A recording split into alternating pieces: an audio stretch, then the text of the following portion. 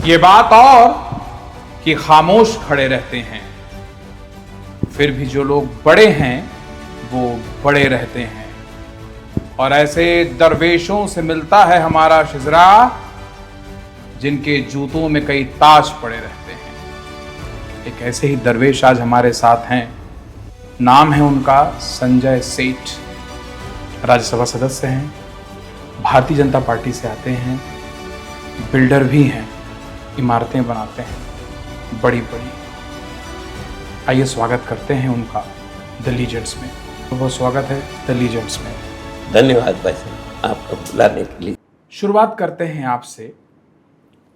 पिता वकील, आप बिल्डर, सपा से आपका सफ़र शुरू होता है, आज आप बीजेपी में हैं।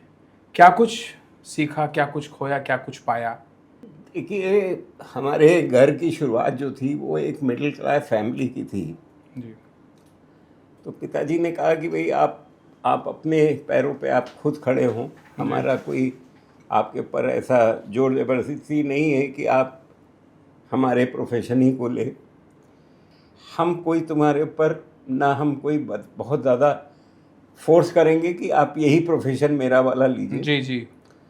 तो उसको देखते हुए हमने अपनी चीज़ों को खुद सोचना शुरू किया और धीमे धीमे काम शुरू हुए और काम शुरू हो के आज हमारा जो एम्पायर कह सकते हैं या जो हमारा बिल्डिंग का सिस्टम कह सकते हैं, वो लखनऊ में एक अच्छा नाम हमें मिला जी। लोगों का विश्वास मिला और हमने काफ़ी काम किया। इसी बीच में चूँकि काम अच्छा होता है तो लोग पहचानने भी लगते हैं। ठीक बात। और उसी पहचान के रूप में माननीय मुलायम सिंह यादव जी से मेरी मुलाकात हुई। उनका स्नेह मुझे मिला, उनका आशीर्वाद मुझे मिला। उन्होंने मुझे बहुत ही आदर के साथ में यहाँ पे भेजा। उसकी कहानी एक है, लेकिन यहाँ मैं पहुँच गया। लेकिन कुछ चीज़ें ऐसी थी बीच में जिनकी वजह से मैं थोड़ा सा कभी कभी, जिसे आप कहते हैं कि असहज महसूस करता था। द्वंद्व आया। उसका एक रूप था जब 370 धारा के लिए वोटिंग होनी थी। जी तो हमारी पार्टी जिसमें मैं था उनका विचार कुछ और था जी और मेरे मन में उसके लिए कुछ और था। जी जी जी जी मुझे लगा कि ये देश हित की बात हो रही है, जी। इसमें या तो मैं छोड़ दूं। मैं अपने मन में ये नहीं कर सकता कि मैं सिर्फ एक पोस्ट के लिए अपने देश के जो एक रास्ता बढ़ रहा है जिसमें भारत का नाम होगा, भारत के लिए एक बहुत बड़ा काम होगा, उसके लिए मैं अपनी एक पोस्ट को बचाने के लिए इसको जी छोड़ जी दूं। जी। तो मैंने उसमें ये तय किया कि मैं इस घर से रिज़ाइन कर देता हूँ। यहाँ से वैचारिक मतभेद शुरू हुए। वैचारिक उनकी तरफ से कभी उन्होंने मुझे नहीं किसी चीज़ के लिए कहा। मैंने नेताजी के पास जाके उनको बताया भी कि मेरी ये परेशानी है। उन्होंने कहा ये डिसीजन तुम लो, क्योंकि मेरी पार्टी का एक स्टैंड है, मैं उस स्टैंड को चेंज नहीं कर पाऊँगा। चलें, तुम्हें जैसा ठीक लगे वैसा करो। तो मैंने उसके बाद अपना रिजिग्नेशन दे दिया। जब रिजिग्नेशन दिया तो फिर ये हुआ कि अब आप जब यहाँ पहुँच गए हैं तो आगे की रास्ता भी आपको खुद ही तय करना है। और उस रास्ते को तय करने में मुझे लगा कि जो पार्टी माननीय नरेंद्र मोदी जी के नेतृत्व में इस वक्त देश के भले के लिए, देश को आगे बढ़ाने के लिए, विश्व में एक पहचान दिलाने के लिए मेहनत से काम कर रही है, उसमें जुड़ के मैं छोटा मोटा जो भी कंट्रीब्यूशन करूं।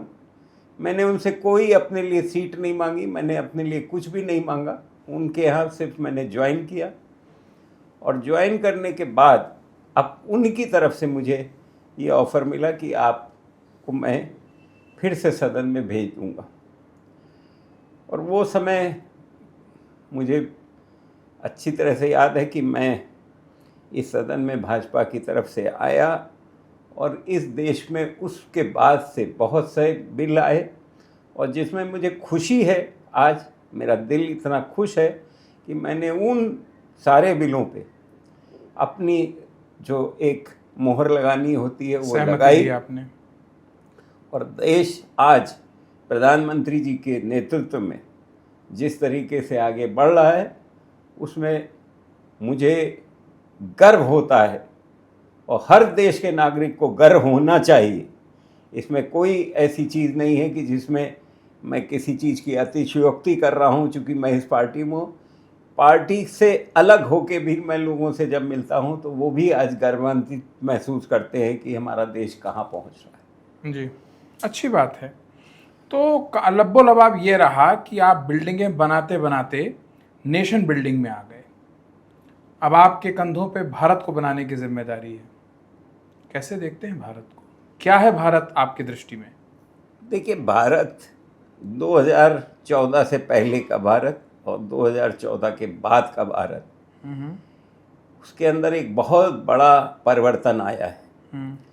2014 से पहले जिस तरीके से हमारे देश के अंदर घोटाले हो रहे थे, जिस तरीके से हमारे यहाँ करप्शन हो रहा था, यहाँ तक कि आपने भी वो बहुत जग जाहिर है कि प्रधानमंत्री वो उनके यहाँ के एक कहा था कि हम लोग 101 रुपया भेजते हैं तो 15 पैसे किसी गरीब को मिलता है। वो हालत थी। आज ये हालत है कि हम विश्व की चौथी इकॉनमी बन के रहें और हम बहुत जल्दी विश्व की तीसरी बड़ी इकॉनमी बनेंगे। ये एक सबसे बड़ा, मैं समझता हूँ, गर्व की बात है। बिल्कुल होगी, बिल्कुल होगी। पर एक विषय इसमें आएगा सेठी साहब कि देश तो आगे बढ़ रहा है, मान लिया, आम नागरिक देश का जो असली जनसंख्या है भारत की, वो आगे क्यों नहीं बढ़ रहा है? आप जो कह रहे हैं मैं उससे कुछ थोड़ा सा डिफर करता हूँ। प्लीज़।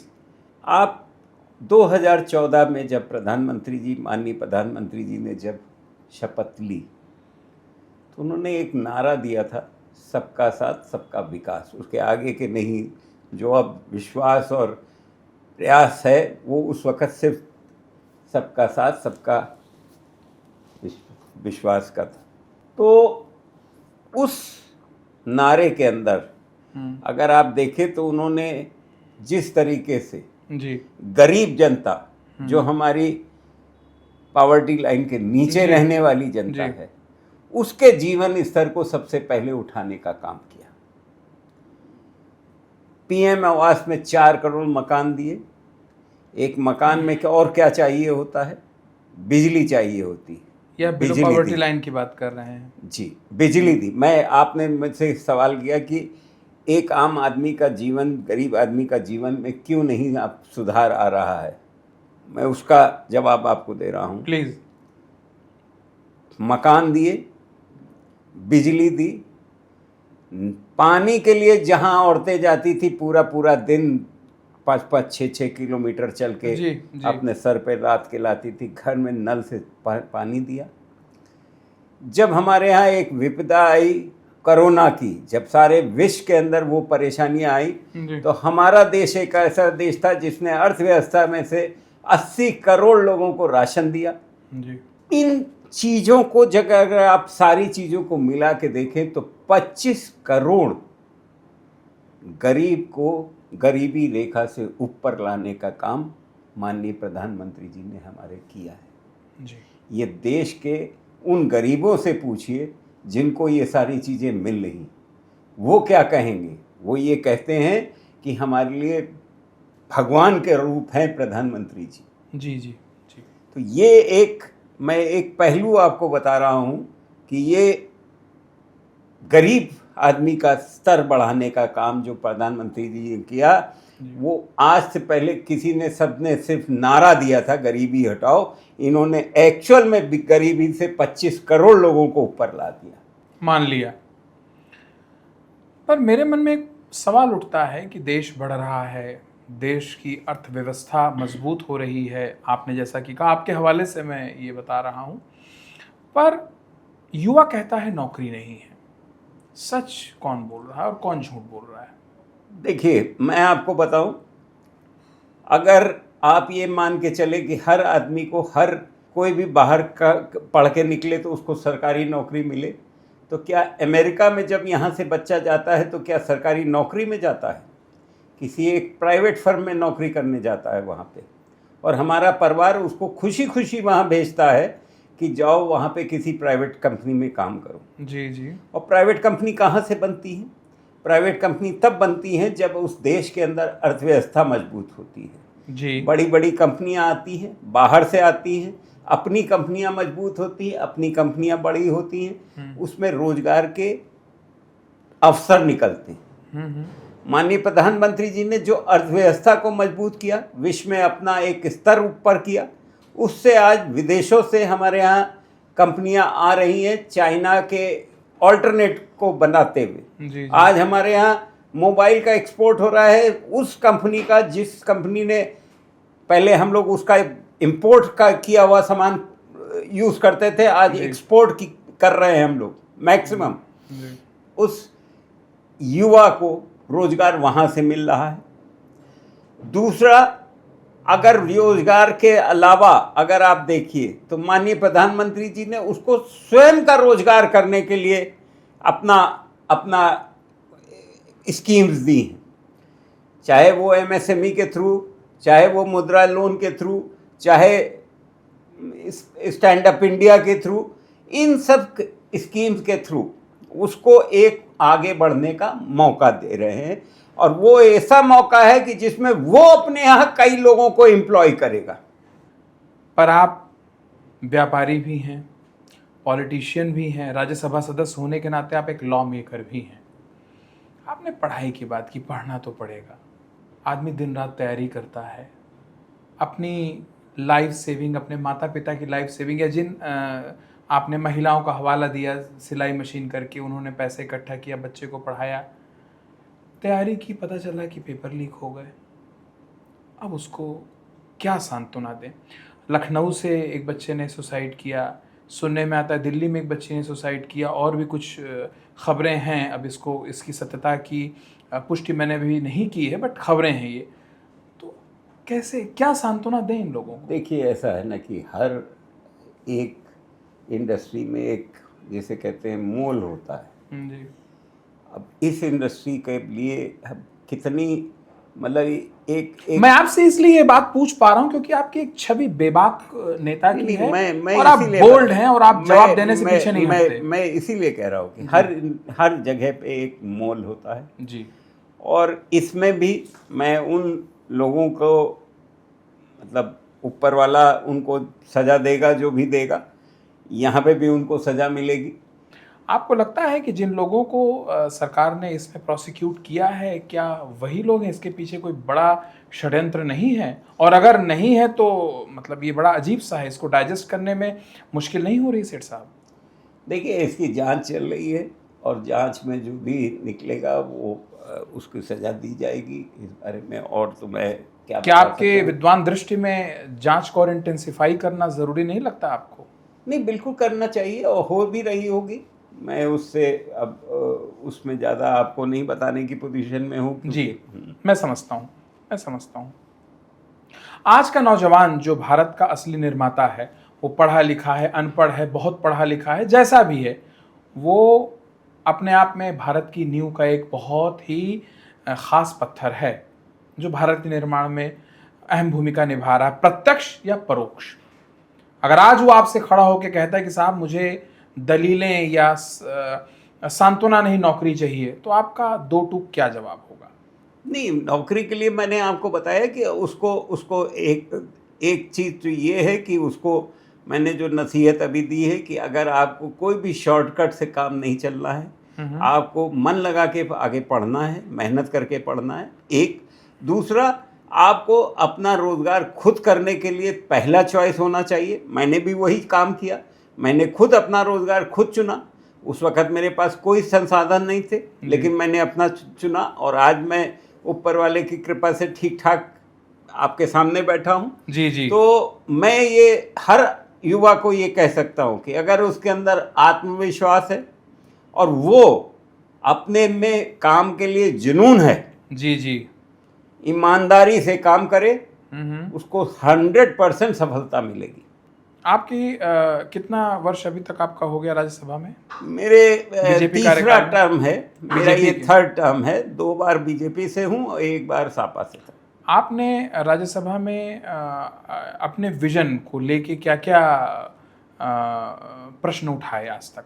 अगर कुछ एक जिस पे आपको गर्व हो, जिसको लेके आपको खास जिसके प्रति देखिए, आपकी कई चीज़ें ऐसी होती हैं, जैसे स्वास्थ्य के संबंध में, आर्थिक नीतियों के संबंध में, जो ये इस वक्त साइबर क्राइम चल रहा है उसके सिलसिले में साइबर क्राइम पे आपने क्या काम किया है मिस्टर सेठ? नहीं, मैंने क्वेश्चन किए हैं। मैंने सरकार से ये पूछा है कि भाई इस साइबर क्राइम में जिस तरीके से आज काम हो रहे हैं, जिस तरह से इस वक्त गरीबों के और मिडिल क्लास लोगों के पैसे डरा धमका के लोग ले रहे हैं, डिजिटल अरेस्ट कर रहे हैं, इसके ऊपर कैसे रोकथाम हो रही है, क्या हो रहा है, तो उनके ऊपर मैंने प्रश्न किए हैं। स्वास्थ्य में मैंने बहुत सारे सवाल किए।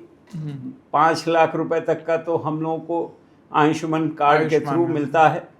वो इतनी बड़ी सहायता है जी, जो विश्व में किसी देश में नहीं हो सकती, इतनी बड़ी जनसंख्या को ये देना जी। 60 करोड़ लोग आज आयुष्मान कार्ड के थ्रू 5 लाख रुपए का बीमा से इलाज करा रहे हैं जी। जहाँ पहले घर बिक जाया करते थे इलाज कराने में, उसमें आज उसको 5 लाख रुपए जब इलाज होता है तो वो हर तरीके की दुआ देता है।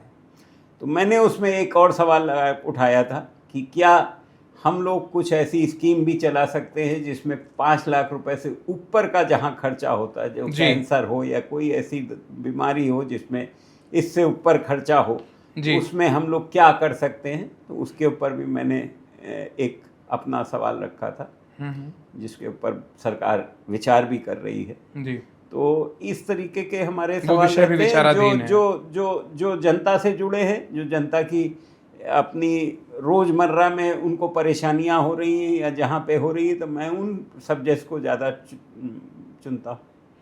कद्दावर छवि है आपकी, कभी आपने जुडिशरी के अपलिफ्टमेंट के लिए कुछ विचार नहीं किया? आप लॉ मेकर हैं, आपसे उम्मीद है आपसे सवाल मैं हक से पूछ सकता हूँ। मैंने इसके ऊपर भी एक प्रश्न किया था। जुडिशरी में ज़्यादा बोलने के लिए हम लोगों को मना किया जाता है। नहीं, हम लोग तो आप लॉ मेकर हैं, आप नहीं लॉ मेकर हैं, लेकिन जुडिशरी के बारे में तो मैंने एक सवाल कुछ किए थे कि इतने केसेस जो पेंडिंग चल रहे हैं, तो जजेस के अपॉइंटमेंट की क्या सिचुएशन रहती है, और जो वैकेंट सीटें हैं आज के दिन में जिस कोर्ट में जो तो उसमें क्या हो रहा है। तो सरकार ने बड़ा सकारात्मक एक बड़ा अच्छा जवाब दिया था कि नहीं, ये सारी सीटें हम भर रहे हैं। और उसके बाद से मैंने देखा कि सारी ज़्यादातर कोर्ट्स में जजेस आ गए हैं। अब आगे तो आप भी इस प्रोफेशन से हैं, तो आप ज़्यादा बता सकते हैं कि इस वक्त क्या सिचुएशन है। सिचुएशन बड़ी अच्छी नहीं है। जो हमारे जुडिशरी के पहले कहें अगर जो मजिस्ट्रेट साहिबान होते हैं, उसके ऊपर सेशन कोर्ट्स होती हैं, वो बहुत बुरी तरह से फ्लडेड हैं। 50-50, 100-100 मैटर रोज़ के लगते हैं, और उस स्ट्रेस में, उस प्रेशर में उन्हें जजमेंट डिलीवर करना पड़ता है। किसके साथ कैसे क्या होगा, ये बड़ा मुश्किल है। जजेस की संख्या को बढ़ाने को इस समय बड़ी गंभीर आवश्यकता है। इस पे ध्यान क्यों नहीं दे रही है सरकार? आप सरकार हैं, आप बताइए। इसके ऊपर होना चाहिए। मैंने तो एक इस पे और होना तो चाहिए, तो मैं जानता हूं। अब नहीं, इस पे एक मैंने और भी कहा था कि अगर जजेस की रिटायरमेंट की एज को थोड़ा सा बढ़ा दिया जाए तो ज़्यादा उनके लिए और अच्छा रहेगा, कि थोड़ा और वो इसमें काम कर सकेंगे और नए जजेस भी इसके आगे बढ़ेंगे। तो 2 तरीके हैं। एक तो जो रिटायर्ड जजेस, उनको एडहॉक बेस पे आप रख सकते हैं कि वो बहुत सारे जो मैटर हैं वो निपटा दें। मसलन ये बिल्डर बायर डिस्प्यूट्स हैं या सिविल के जो थोड़े से कम सेंसिटिव मामले हैं, वैसे निपट सकते हैं। बाकी जो संख्या जजेस की बढ़ानी है, इसके अलावा कोई शॉर्टकट है नहीं। बात आप ठीक कह रहे हैं, क्योंकि मुकदमे भरे पड़े हैं, 10-10 साल मुकदमे चल रहे हैं, फिर भी आज कोई डिस्प्यूट होता है तो आदमी यही बोलता है। लेकिन अगर आप पहले से और अब में देखें तो काफ़ी फ़र्क आया है। कैसे फ़र्क साहब? केस भी तो बढ़ते जा रहे हैं। हाँ, केस, भाई जनसंख्या बढ़ेगी तो हम लोग को सबसे पहले तो जनसंख्या कंट्रोल के ऊपर ध्यान देना चाहिए।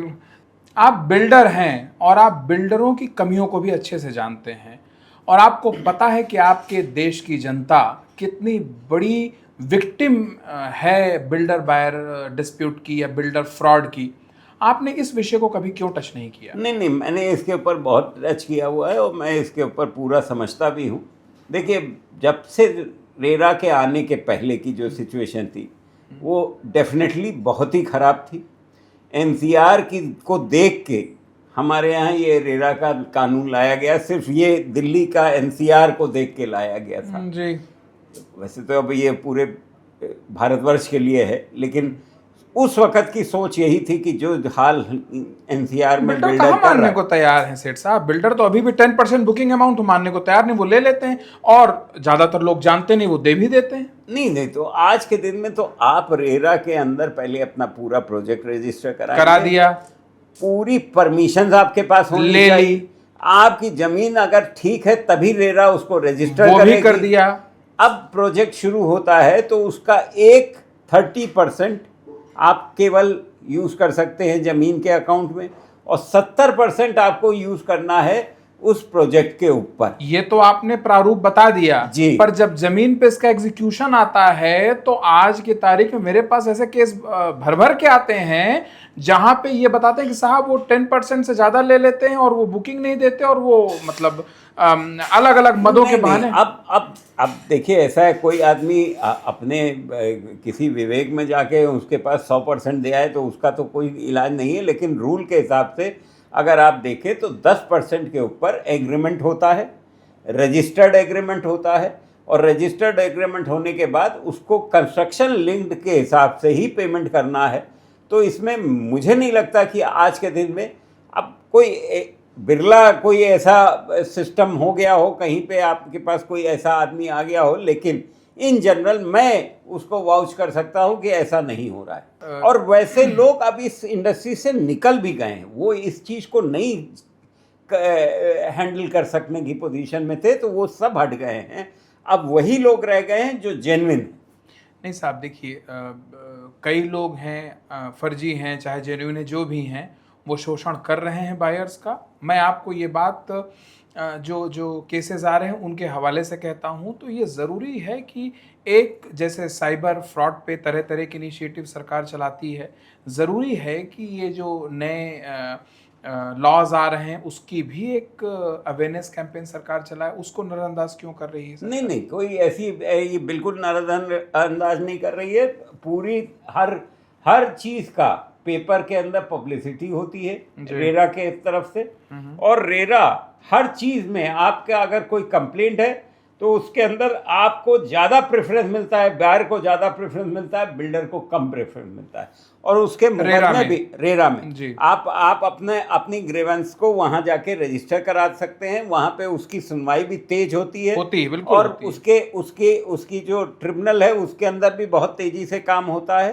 तो सारी चीज़ों में आप ये मान के चलिए कि रेरा के अंदर जाने के बाद एक बायर को पूरा जस्टिस मिलता है। नहीं, अभी तो खैर सुप्रीम कोर्ट ने भी बड़ा तगड़ा और बड़ा कड़ा रुख अख्तियार किया है बिल्डर बायर फ्रॉड के सिलसिले में, और सुप्रीम कोर्ट के आदेश पे मुझे जहाँ तक अगर मेरी याददाश्त साथ दे रही तो 28 से ज़्यादा मुकदमे लिखे गए बैक टू बैक, शायद और भी लिखे गए होंगे, तो उससे भी एक कड़ा मैसेज गया होगा जी। सो ठीक है, बट फिर भी कुछ अवेयरनेस कैंपेन की ज़रूरत तो है ताकि बायर्स को रहे पता कि वो कहाँ पे गलती कर रहे हैं, कहाँ उनको दबाया देखिए ऐसा है, बायर अगर खरीद रहा है तो उसको भी थोड़ी सी अपनी जानकारी खुद लेके भी चलना चाहिए। केवल वो आंख बंद करके आता नहीं है। वैसे हमारे पास तो हमने जितने लोगों को देखा है सब समझ के पूरा समझ के आते हैं। किसी से आप कुछ गलत चीज़ नहीं करा सकते जिस तरह से आज का माहौल है। तो आप उसमें हो सकता है कोई आपके पास जो आपसे कांटेक्ट में आया हो, शायद उसका कुछ कहीं ऐसा हुआ हो, लेकिन in general in maximum cases में ऐसा कहीं नहीं हो रहा है। चलिए ठीक है। आम आदमी की जो मुश्किलें हैं वो चाहे वो पुलिस वालों से हो, चाहे वो डे टू डे केसेस में जो उनका हैरेसमेंट होता है, वो उनके अंदर एक फ्रस्ट्रेशन को जन्म देता है, चाहे वो किसी भी समुदाय से हो, चाहे वो अल्पसंख्यक के हों, चाहे वो जनरल कैटेगरी से हों। और उनके मन में एक और भी धारणा बन रही कि अगर उनकी ऊपर पहुंच नहीं तो उनकी सुनवाई नहीं होगी। उसको लेके आप भी ये सुनते रहते होंगे। नहीं, मैं आपको इसके ऊपर भी बताना चाहता हूँ। देखिए, ऐसा है कि आज के दिन में हमारे यहाँ 1500 कानून जी। जो पहले के थे, जो अननेसेसरी हो रहे थे, जिनसे रोज की रुकावटें आती थी, माननीय प्रधानमंत्री जी ने उन 1500 कानूनों को ख़त्म किया। कई कानून जो थे उसका सरलीकरण किया, और अभी फिर अगले सेशन में या उसके बाद और कानून भी हटाए जा रहे हैं। तो इस तरीके से उन कानूनों के जिससे कि रोड़े अटकते थे वो सारे कानून खत्म किए जा रहे हैं। भारतीय न्याय संहिता जो अभी आई है BNS। उसमें भी काफ़ी अच्छी तरीके से उन्होंने चीज़ों को किया है। तो सारी चीज़ों से मुझे लगता है कि एक आम जनता को काफ़ी फ़ायदा हो रहा है। तीसरा, आप एक बहुत बड़ी चीज़ ये रही है कि आप पहले याद करिए कि आप भी जब स्टूडेंट रहे होंगे तो कोई अटेस्टेशन के लिए आपको किसी MP, MLA, मजिस्ट्रेट, DM इनके दस्तखत कराने पड़ते थे कागज़ों पे अटेस्टेशन के लिए। आज सरकार ने उस आदमी को इतना एम्पावर किया है कि आप खुद सेल्फ अटेस्ट कर दीजिए उस कागज का। ये एक विद्यार्थी के लिए, एक स्टूडेंट के लिए अपना एक सम्मान बना है जी। कि मैं अपनी चीज़ को खुद अटेस्ट कर रहा हूँ कि, और सरकार ये मान रही है कि जो उसने अटेस्ट किया है ये सच है। स्वयं सत्यापन। और माननीय प्रधानमंत्री जी हमारे लिए सब कुछ है।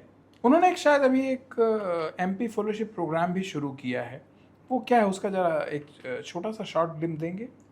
देखिए, उन्होंने एक छोटे छोटे ग्रुप्स में लोगों को, MPOs को बुला के उनके बारे में समझा, उनसे उनको अपने निर्देश दिए कि भाई आप क्या क्या कर रहे हैं। जैसे अभी हम लोगों के यहाँ सांसद खेल महोत्सव हुए थे, तो उन्होंने बताया कि इस तरीके से हर आपको ये तरीके से अपने यहाँ जिलों में खेल महोत्सव कराने हैं जिससे युवा जुड़े और उनका तो ये मैं एक छोटा सा ये एग्जांपल दे रहा हूँ। और बहुत सारे विषयों पे वो उन्होंने हम लोगों को गाइडेंस दी। आप भी तो पार्ट होंगे इसके? हम भी जाते रहते, मतलब वो अलग अलग ग्रुप्स में आते हैं, तो उस तरीके से वो बुलाते हैं उनको सबको। मतलब एक अभिभावक का जो रूप होता है आपके घर में, जो पिताजी आपके जो बुला के आपको बैठाते होंगे, अपने सुझाव देते होंगे, वैसे ही वो भी करते हैं। फर्ज कीजिए कि आज अगर प्रधानमंत्री जी सक्रिय राजनीति से हट जाएं, तो क्या फिर भी बीजेपी वैसी ही रहेगी जैसी आज है? नहीं, अभी तो हम उस बारे में सोच भी नहीं रहे हैं, तो हम उसके बारे में क्यों? जल्दबाजी क्या ये सवाल अभी? हाँ, नहीं, अभी हम लोग क्यों सोच रहे हैं इस बारे में? हमारे माननीय प्रधानमंत्री जी 29 में भी आपको प्रधानमंत्री के रूप में हम लोगों का मार्गदर्शन करते रहेंगे। जी। नहीं, बेशक। पर अगर आज की तारीख में वो आपसे पूछें कि पार्टी की कोई चूक बताइए या पार्टी की कुछ कमी बताइए, तो क्या आप बेझिझक बता पाएंगे? नहीं, क्या मतलब किस सिलसिले में वो चूक? इम्प्रूवमेंट के लिए, इम्प्रूवमेंट के लिए तो वो इम्प्रूवमेंट के लिए तो वो हम लोगों से सुझाव लेते रहते हैं जी। मतलब जिस तरीके के सुझाव उनके होते हैं वो उससे ज़्यादा वो हम लोगों से भी फीडबैक लेते हैं। हर आदमी से फीडबैक लेते हैं, एक आम जनता से भी लेते हैं, हमसे भी लेते हैं। तो उनका तो वो नेचर है कि हर को जोड़ के चलना, तो वो इस तरीके से सभी से लेते हैं। जवाब आपने जो दिया, फिर भी मेरा एक सवाल है, बेझिझक आप बता पाएंगे? नहीं, क्यों नहीं बता पाएंगे? पार्टी की परफॉर्मेंस। देखिए, ऐसा है, कोई चीज़ को सच बताने से ज़्यादा बेटर रहता है कि वो चीज़ ठीक हो जाए। आज के दिन में उसमें किसी से भी आप बात करें और अगर सच बोल रहे हैं तो उसमें कोई नाराज़गी उनकी नहीं कभी देखी मैंने। जी। पार्टी के परफॉर्मेंस बेटरमेंट को लेके आपका क्या विजन है? अगर आज आपको कुछ खास सुझाव देने हो बेटरमेंट को लेके, तो आप क्या बताएंगे? नहीं, देखिए, ऐसा है ना, हमारे यहाँ जो जिस तरीके से वो बूथ लेवल से कार्यकर्ता काम करता है जी। और माननीय राष्ट्रीय अध्यक्ष जी तक संगठन का काम चल रहा है। ठीक बात है। तो हम लोगों को संगठन को और मजबूत करना है। अपने यहाँ आज हम विश्व की सबसे बड़ी पार्टी हैं। जी। हमें और इसको एक्सपैंड करना है। यही एक हम लोगों का दोनों लक्ष्य है कि हमारा संगठन हर गांव में रहे, हर बूथ पे रहे, हर जगह रहे, तो ये उस पार्टी के लिए भी अच्छा होता है और देश के लिए भी अच्छा होता है। मैं समझता हूँ। आपने मुझे बताया कि रोजगार के जो अवसर है वो बढ़ रहे हैं, यूपी की आपने बात की, सही है। फिर भी नौजवान यूपी छोड़ के बाहर क्यों जा रहा है?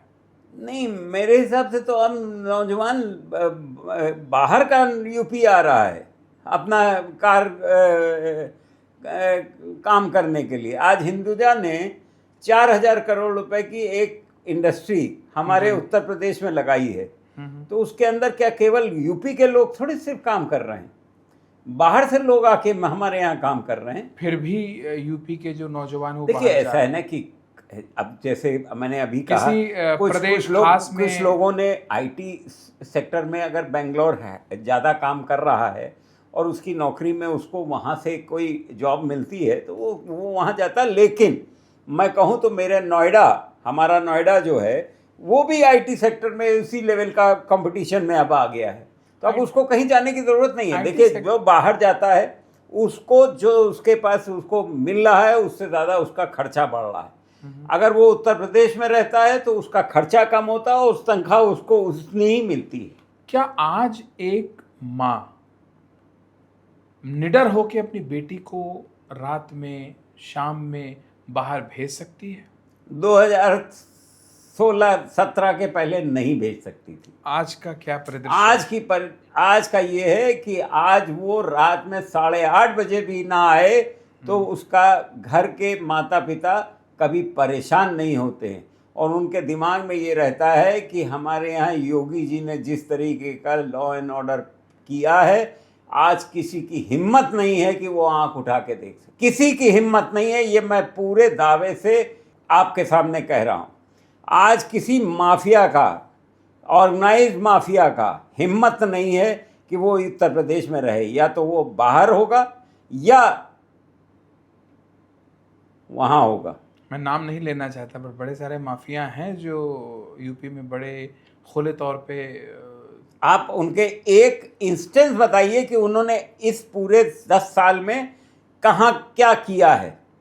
आप एक मुझे वाकया बताइए कि इस 10 साल में उनकी ये उन्होंने माफियों का काम किया। मामला विचाराधीन है, वो हो सकता है किसी पार्टी विशेष वो उसके पहले के हो सकते हैं। मेरी मर्यादा में नहीं आता उनका नाम लेना क्योंकि मामला विचाराधीन है। पर मैं कह रहा हूँ वो होंगे 2017 के पहले। जब जैसा माहौल होता है वैसे आदमी होते हैं। आज 2017 के बाद से मैं ये पूरी तरीके से आपसे कह सकता हूँ कि उसके बाद से आज तक कोई ऐसा मामला आपको देखने को नहीं मिला होगा। हमारे योगी जी की यही तो सबसे बड़ी पहचान है और इस मॉडल को हर प्रदेश का मुख्यमंत्री यही मॉडल बना रहा है उनको देख के। जी, आपको ने भी सुना होगा शायद, अखबारों में निकलता है। जी, अखबारों में निकलता है, पर क्या माएँ अभी भी आश्वस्त हैं? मैं आपको ये कह रहा हूँ कि आज हमारी जीत जो होती है उसका एक बहुत बड़ा हिस्सा यही सुरक्षा है, जिसमें उस आदमी से आप जाके बैठिए। आप तो पत्रकार भी है। नहीं, मैं पत्रकार नहीं हूँ, मैं तो पेशे से आपकी टीम होगी, आप उसको भेजिए, वो जाके लोगों से पूछ के आए, तब आपको शायद लगेगा कि वो जो बता रहे हैं वो सही है या मैंने जो बताया था वो सही है। ये जिस तरीके का माहौल आज उत्तर प्रदेश के अंदर है, कोई किसी का दम नहीं है कि वहाँ पे ये गुंडई, बदमाशी, डकैती कुछ करे। ये मैं मानता हूँ कि देखिए ऐसा है ना कि जब जनसंख्या, मैंने पहले भी कही, जनसंख्या 25 करोड़ है, तो आप ये तो नहीं कह सकते कि क्राइम ख़त्म हो गया। लेकिन क्राइम का अगर रजिस्ट्रेट FIR लिखी जा रही है, अगर उसके ऊपर तुरंत एक्शन हो रहा है, तो ये भी एक बहुत बड़ी बात है। और जब क्राइम लिखी जाती है, जहाँ ज़्यादा क्राइम लिखा जाता है वहीं पे उसके नंबर्स भी ज़्यादा दिखते हैं। पर जहाँ तक बात उस दृश्य की कल्पना अगर मैं करूँ या आपसे निवेदन करूँ, आप भी करिए, कि एक आदमी थका हारा गरीब व्यक्ति पहुँच रहा है और वहाँ देखता है कि उसकी तो फरियाद ही नहीं ली जा रही है, ली जा रही तो रिसीविंग नहीं दी जा रही है। देखिए उसका कोई रीज़न रहता होगा, लेकिन जहाँ तक रह गया कि आपने अभी कहा कि पुलिस वालों का जो नेचर है उसके ऊपर, तो मैं कह रहा हूँ जिस तरीके से आपने कहा ये थकाहारा, कभी पुलिस वालों को भी थकाहारा कहिए कि बेचारे सुबह से शाम तक हर उनकी ड्यूटी कितनी कठिन है, आप इमेजिन नहीं कर सकते उतनी कठिन ड्यूटी। कठिन ड्यूटी तो मुझे जहाँ तक लगता है कि जितना वो पब्लिक की सेवा नहीं कर रहे हैं उतना तो वो पॉलिटिशियंस की सेवा में है। नहीं नहीं, ऐसा नहीं है। वीआईपी देखिए, ड्यूटी ऐसा लग नहीं, रही VIP है, ड्यूटी, एस्कॉर्ट कर रहे हैं। वीआईपी ड्यूटी भी जरूरी है, क्योंकि अगर किसी के ऊपर जेन्युइन खतरा है तो उसको सुरक्षा देना तो सरकार का एक बनता ही। बट अल्टीमेटली आपकी बात बिल्कुल सही है। कुछ लोगों को सिक्योरिटी तो देखिए, तो उसके लिए कोई अलग से रिक्रूटमेंट हो, कोई अलग प्रोसेस बने। हमारे यहाँ पुलिस का रिक्रूटमेंट जो हुआ है आज के पहले और आज पोजीशन ये है कि 100% रिक्रूटमेंट हुए हैं पुलिस के, अभी हुए हैं कुछ दिन पहले, अगर आपने न्यूज़पेपर्स पढ़े हो, और बहुत ही जेन्युइन पारदर्शी तरीके से उन सब का हुआ है। ना किसी की सिफारिश हुई है, ना किसी जात के ऊपर किया गया है, ना किसी धर्म के ऊपर किया गया। मैं आपका ध्यान दूसरे पक्ष की तरफ आकर्षित करूं सेठ साहब, जैसे रिटायर्ड जो नौजवान, आई एम सो सॉरी, जो रिटायर्ड सोल्जर्स वगैरह हैं, उनका एक आप बना दीजिए, वो लोग नेताओं की प्रोटोकॉल में या सुरक्षा में रहें। पुलिस का जो मुख्य और अंतिम जो विजन है वो पब्लिक एट लार्ज को सर्व करना है। उनकी झुंझलाहट 4-4, 5-5 घंटे, बिल्कुल आपने सही कहा, वो थके हैं, वो बेचारे हैं, 4-4, 5-5, 6-6 घंटे वो बाहर वेट कर रहे हैं, तो बिल्कुल झुंझलाहट रहेगी, स्ट्रेस रहेगा, फ्रस्ट्रेशन रहेगा, किसी के ऊपर तो उतरेगा। उसको लेके कभी आपने विचार किया या उसको लेके कभी आपने वो मंच? देखिए, ऐसा नहीं, मेरे पास वो ऐसा वो नहीं है, लेकिन आपका ये जो सजेशन है, विद्वान लॉ मेकर हैं, नहीं, इसका ये जो आपका सजेशन है ये आगे रखने लायक है। इसके ऊपर बिल्कुल आगे मैं उसको रखूंगा। बाकी तो आपको उचित लगता है अपने विद्वान? बिल्कुल ठीक है, आपकी बात भी सही है, लेकिन कुछ ऐसी चीज़ें होती है जिनमें सुरक्षा की ज़्यादा ज़रूरत होती है, ज़्यादा इम्पोर्टेंट होती है। आज जिस तरीके से हमारे ऊपर पड़ोसी देशों के जिस तरीके से आँख लगाए रहते हैं कि कोई ना कोई ऐसा हादसा हो जिससे कोई कम्युनल चीज़ें बने या कुछ हो, तो उसको भी हम लोगों को ध्यान में रखना है कि एक आदमी की सुरक्षा से अगर 500 आदमी बच सकता है, आप एक आदमी ऐसा काम हो जाए तो उससे पूरे दंगे हो जाएं या कुछ ऐसी चीज़ हो जाए, तो उसको भी तो ध्यान में रख के चलना पड़ेगा। बट कोई ना कोई रास्ता तो निकालना पड़े, क्योंकि आपके पास पुलिस फोर्स लिमिटेड है। नहीं, आपने जो बात कही है इसको आगे रखा जाएगा। क्या आपको ऐसा लगता है कि थाने में, पुलिस में या कहीं भी इस तरह के जब लॉ एंड ऑर्डर का सिचुएशन आता है, मैं कोर्ट की बात नहीं कर रहा हूँ, तब वहाँ पे कोई पार्शियलिटी होती है एक अल्पसंख्यक को लेके या हिंदुओं को लेके? नहीं, कोई नहीं। आप ये तो ये तबका डरा क्यों है, अल्पसंख्यक तबका डरा क्यों है? देखिए, अल्पसंख्यक को हर वक्त उन पार्टियों ने दबा के रखा है जिनको उनका वोट चाहिए होता है। उन्होंने हरदम हमारी पार्टी का एक चेहरा दिखाया कि इनसे डरो। जी। अगर वो डरे रहेंगे तो इधर आपसे डरने की जरूरत नहीं है। आप ये बताइए कि हमारी जितनी स्कीम चल रही है उस स्कीम में सबसे ज़्यादा बेनिफिशियरी कौन है? आप बताइए। सबसे ज़्यादा बेनिफिशियरी अल्पसंख्यक लोग। ठीक है। अगर आप मकान देखिए, PMAY देखिए, शौचालय देखिए, गैस के कनेक्शन देखिए, राशन देखिए, सबसे ज़्यादा परसेंटेज, अगर आप परसेंटेज में बात करें तो परसेंटेज में सबसे ज़्यादा बेनिफिशियरी अल्पसंख्यक है। तो हमारे यहाँ न कभी किसी स्कीम के अंदर धर्म देखा जाता है, न जात देखी जाती। ठीक है, मान लिया। और अल्पसंख्यकों को मुख्य धारा में लाने के लिए आपका क्या विजन? हम लोग उनको पूरी तरह से मुख्य धारा में लाए हैं, लाने की पूरी काम करते हैं, लेकिन वो उनको हमारे विपक्षी पार्टी सिर्फ वोट बैंक की तरह से यूज़ करते हैं। आज ये बताइए कि हमारे यहाँ जो सरकारें रही हैं, कांग्रेस की सरकार 50-60 साल रही, 70 साल के आसपास जी, क्यों नहीं उन्होंने उनको सिर्फ डरा के रखा, उनको अपना वोट बैंक बना के रखा? 60 साल में तो उनको भी मुख्यधारा में आ जाना चाहिए था। जनता आपको जिता के ला रही, आपसे उम्मीदें हैं। हमें तो अभी 10 साल के अंदर हम तो उनके लिए बहुत काम कर रहे हैं, जितने काम हम लोग कर रहे हैं उतने उन्होंने कभी नहीं किए होंगे। लेकिन आप ये तो बताइए कि जो 60 साल में जो लोगों को मुख्यधारा में आ जाना चाहिए था, जो परसेंटेज उस वक्त उनकी थी पढ़े लिखों की, क्यों कम हो गई?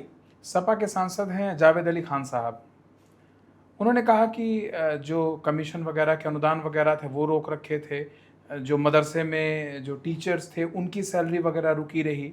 नहीं, ऐसा देखिए, ऐसा है कि अब वो सपा के सांसद हैं तो अपने पार्टी और अपनी वोट बैंक की बात कुछ कर रहे होंगे जिससे कि उनका वोट बैंक और उनकी तरफ पीछे खड़ा हो जाए। ऐसा कहीं भी नहीं है। जो जेन्युइन चीज़ें हैं वो जेन्युइन हैं, जो लॉ के हिसाब से ठीक है उस सारे काम वो हो रहे हैं। आपको ऐसा नहीं लगता कि और भी कुछ गुंजाइश है बेटरमेंट की अल्पसंख्यकों के प्रोग्रेस कराने को लेके? मतलब उनको हमारी आगे उनको भी आगे आना पड़ेगा, उनको भी हम लोगों के साथ में आगे आना पड़ेगा, उनको इस डर से बाहर निकलना पड़ेगा। हार्ट टू हार्ट अगर मैं आपसे एक सवाल पूछूं, आज की इस श्रृंखला का आखिरी सवाल, संजय सेठ व्यक्ति कौन है? अ पॉलिटिशियन और अ बिल्डर? मैं एक आम आदमी हूँ न, मेरे को ऊपर वाले ने जहाँ जैसा बनाया वैसा मैं बन गया। मैं एक आम आदमी हूँ और मेरे दिल में आज या पहले भी जो एक विचार है कि मैं किस तरीके से इस सोसाइटी में, जो सोसाइटी ने मुझे दिया, मैं उसके लिए कुछ कर सकूं। जहाँ जहाँ मेरा जैसे जैसे हो सकता है वो उस तरह से मैं उस सोसाइटी को देने का काम करना चाहता हूँ। यही मेरे दिल की इच्छा है और यही मैंने अपने परिवार के, अपने बच्चों से भी यही कहा कि भाई अब आपको आगे अपनी कंपनी को जैसे बढ़ाना हो बढ़ाइए। मेरा विचार अब इस कंपनी को बढ़ाने में नहीं है, मेरा विचार अब नेशन बिल्डिंग में है। नेशन को बढ़ाने में, नेशन से ज़्यादा मैं उस आदमी से के जीवन में सुधार लाना चाहता हूँ जिससे मैं मिलूँ। अगर उसकी कोई परेशानी हो, कुछ हो, तो मैं उसको अपने ऊपर समझ के चलूँ कि मैं कैसे उसका ठीक कर सकूँ। और आपने ये वादा किया है कि आप पुलिस एम्पावरमेंट पे भी काम करेंगे? अब वो तो मैं आपका सजेशन आगे रखूँगा, बाकी तो अब उसके ऊपर क्या डिसीजन होता है, क्योंकि हमारे यहाँ डिसीजन भी कोई ऐसा नहीं है कि वो डिसीजन एक किसी ने सजेस्ट किया और उसके ऊपर हो गया। उसके ऊपर पूरी डिस्कशंस होते हैं, मीमांसा होगी है, बहुत सारी उसके प्रोज होते हैं, कॉन्स होते हैं, तो उसके ऊपर होता है। ऑल राइट, आज के शो में आने के लिए आपका बहुत बहुत धन्यवाद। बहुत बहुत धन्यवाद आपसे। Thank you. May it please my Lord's, in association with Voice of Hindustan, presents The Legends, an initiative by Hindustan Asset Reconciliation and Securitization Limited, powered by Vedic Legal and Company.